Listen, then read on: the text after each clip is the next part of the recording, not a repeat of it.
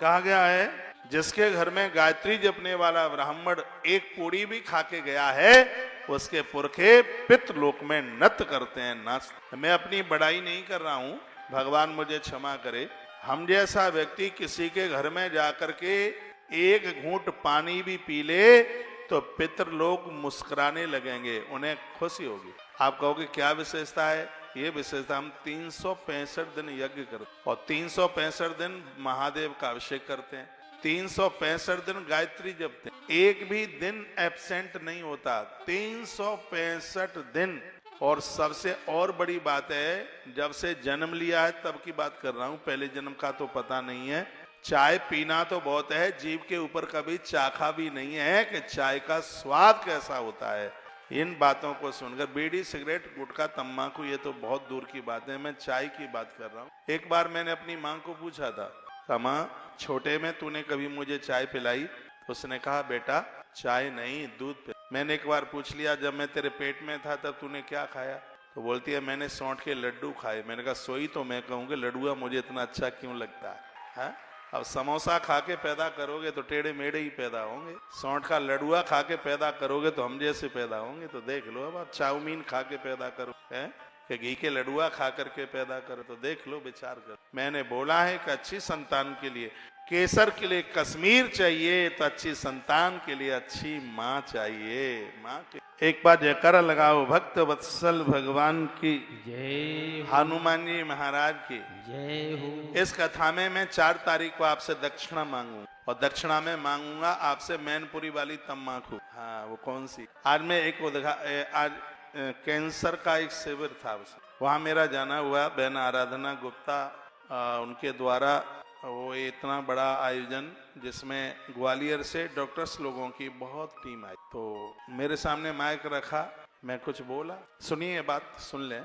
मैंने कहा कि दुनिया में कैंसर के रोगियों में भारत का दूसरा नंबर, और ये बिल्कुल भी ठीक नहीं है। प्रत्येक वर्ष कैंसर की बीमारी से बहुत लोगों की मृत्यु। 2000 के आंकड़े में सन 2000 में एक साल में 5 लाख लोग कैंसर से मर रहे, और ये सुनकर के हैरानी हो रही है कि 2022 में एक साल में 17,90,000 लोगों की मृत्यु कैंसर से एक वर्ष में। अब आप ये विचार कीजिएगा तो ये कितना बड़ा ये दर, मृत्यु दर, लोग खत्म हो रहे हैं। 5 लोगों में 2 ही लोग बच पा रहे हैं, 3 लोग खत्म हो रहे हैं। तो इस जंग को जीतना है। वो कैसे जीती जाएगी? मैंने कुछ आयुर्वेद की बातें बताई। हर 8 से 15 दिन में एक बार पालक खाइए, पेट में पालक का रस पहुंचे, इससे शरीर में गांठ नहीं बने। पत्ता गोभी खाइए, पत्ता गोभी, वो दूसरी वाली तो बहुत नुकसान कर, पत्ता गोभी। टमाटर इस रोग से लड़ने के लिए बहुत सहायक है। मुलेठी का रस इस रोग से लड़ने के लिए बहुत ही ज्यादा सहायक है।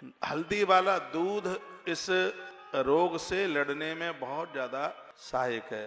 भोजन के बाद में एक आध लौंग, इलायची, अजवाइन और जीरे का पाउडर टाइप का रख लीजिए, थोड़ा काला नमक डाल लीजिएगा।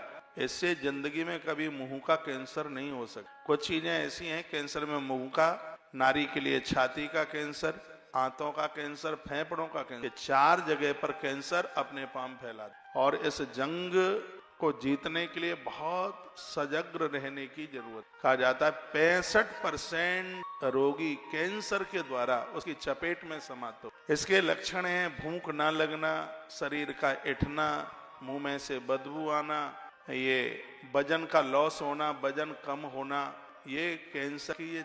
और ये थोड़ी सी लापरवाही हुई तो ये किसी को भी हो सकता है और जानलेवा बीमारी है।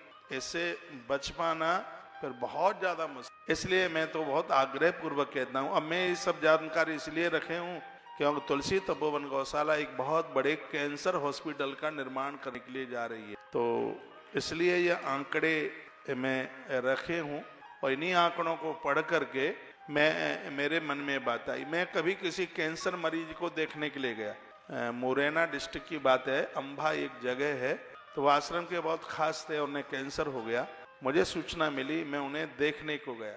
वो लिपट गए मुझसे रोते हुए, कहने लगे कि महाराज जी बस हमारा जीवन इतना सा ही था, अब दोबारा हमारी और आपसे मुलाकात नहीं हो पाएगी, और हुई ही नहीं।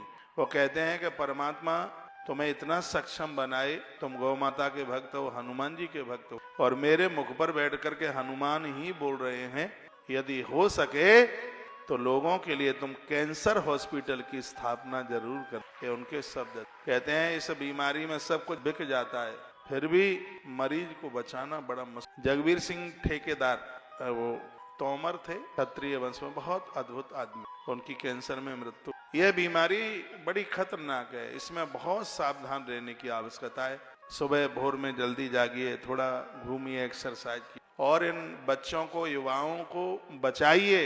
ये धूम्रपान न करें, शराब न पी, उल्टा पुल्टा ना खाएं, बिल्कुल गुटखा तम्बाकू न खाएं।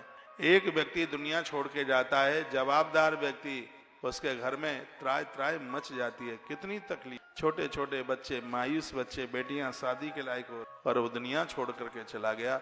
इस भयंकर पिशाच से पूर्ण रूप से बचने की बहुत खतरनाक है। आपने गुटखा वाली फैक्ट्रियों को माला माल कर, आपने तम्बाकू वाली कंपनियों को माला माल कर दिया, इनके पास इतनी दौलत हो गई। और ये कब? जब लोगों को ऐसे नशे लग गए, ऐसा व्यसन लग गया। इससे पूर्ण रूप से मुक्ति की आवश्यकता है, नहीं तो बहुत ज्यादा दिक्कत हो जाएगी। मैं कथा की तरफ बढ़ूं, थोड़ा सा आपके स्वास्थ्य के ऊपर ध्यान तो देना ही पड़ता है, और व्यासपीठ की लोग बात मान लेते हैं, इसलिए मैं बोल देता हूँ।